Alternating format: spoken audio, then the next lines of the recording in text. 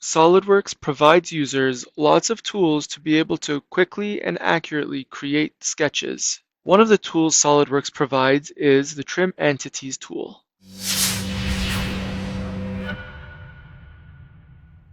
First, we'll start by creating a sketch on our front plane.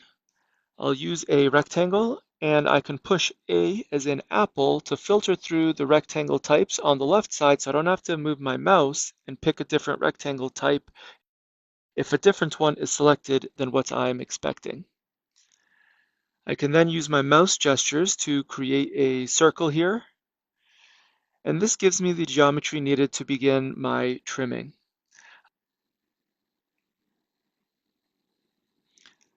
I'll move into my trim entities, and with power trim selected, I can click and hold my mouse button and start dragging to create my trims.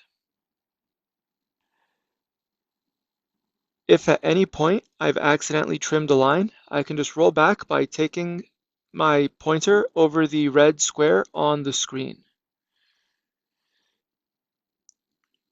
This allows me to make the cuts that I need and avoid making cuts to things that I want to keep. I can simply right-click and extrude my boss base to make my design.